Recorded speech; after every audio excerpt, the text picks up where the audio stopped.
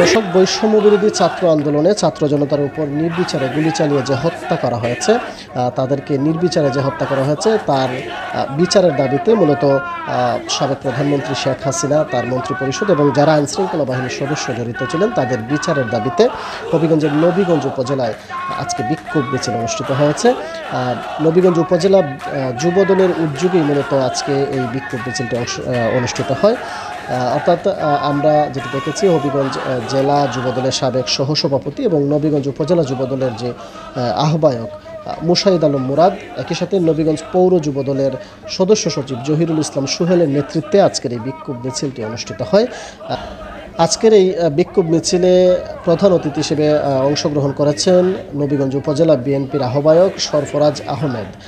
একই সাথে বিভিন্ন ইউনিয়ন থেকে আমরা দেখেছি যে যুবদল ছাড়াও আসলে ছাত্র দলের নেতাকর্মীরা সেখানে অংশগ্রহণ করেছেন এবং কয়েকশো নেতাকর্মী এই বিক্ষোভ মিছিলে অংশগ্রহণ করেন।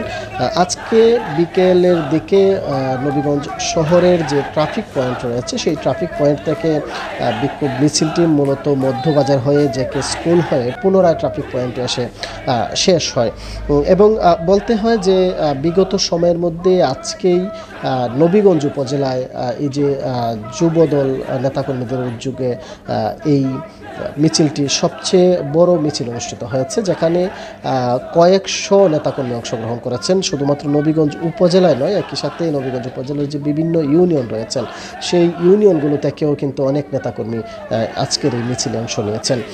আমরা যেটি দেখছি যে তারা স্লোগান দিচ্ছেন, বিভিন্ন স্লোগান দিচ্ছেন। সাবেক প্রধানমন্ত্রী শেখ হাসিনা, তার যে মন্ত্রিপরিষদ, একই সাথে আইনশৃঙ্খলা বাহিনীর যে সদস্যরা এই গণহত্যার সাথে জড়িত, অর্থাৎ বৈষম্য বিরোধী ছাত্র আন্দোলনে যারা অংশগ্রহণ করেছেন সেই ছাত্র জনতার উপর যে নির্বিচারে গুলি চালিয়ে তাদেরকে হত্যা করা হয়েছে, সেই হত্যার প্রতিবাদেই মূলত তারা বিভিন্ন স্লোগান দিচ্ছেন। একই সাথে বিচারের দাবিতে এখন আসলে সবচেয়ে বড় বিষয়টি তারা বলছেন যে বিচার দ্রুত যেন তাদের বিচার কার্যক্রম করা হয়, সেটির জন্যই তারা আজকে এই বিক্ষোভ মিছিলটি করছেন। একই সাথে বর্তমান যে অন্তর্বর্তীকালীন সরকার রয়েছেন সেই অন্তর্বর্তীকালীন সরকারের যে স্বরাষ্ট্র উপদেষ্টা শাকাওয়াত হোসেন, এই শাকাওয়াত হোসেন তার একটি বক্তব্যের জের ধরে তার পদত্যাগের দাবিও কিন্তু এখানে জানানো হয়েছে এবং তার বিরুদ্ধেও বিভিন্ন স্লোগান দেওয়া হচ্ছে। এর সাথে যেটি বলা হচ্ছে যে স্বরাষ্ট্র উপদেষ্টা আবারও তিনি যে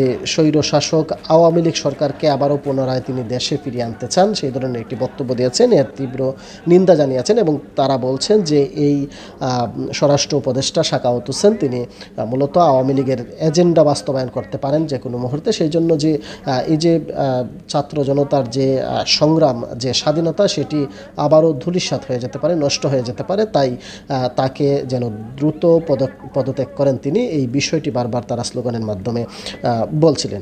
একই সাথে নবীগঞ্জ উপজেলার যে ট্রাফিক পয়েন্টে এসে তাদের বিক্ষোভ মিছিলটি শেষ হয়েছে, সেখানে তারা পথসেবা করেছেন এবং পথসেবায় যে সভা অনুষ্ঠিত হয়েছে সেখানে বক্তব্য রেখেছেন উপজেলা যুবদলের নেতৃবৃন্দ। এখানে সবচেয়ে যিনি আসলে আজকের মূল নেতৃত্বে ছিলেন উপজেলা যুবদলের আহ্বায়ক মুশাহিদ আলম মুরাদ, তিনি বিভিন্ন বিষয় তুলে ধরেছেন। যেমন নবীগঞ্জ উপজেলার সবচেয়ে বড় দুর্ভোগের এখন কারণ হয়ে দাঁড়িয়েছে লোডশেডিং। ঘন ঘন লোডশেডিংয়ের কারণে মানুষজন, সাধারণ মানুষ যারা রয়েছেন, ব্যবসায়ী যারা রয়েছেন, তারা খুবই দুর্বিষহ জীবনযাপন করছেন।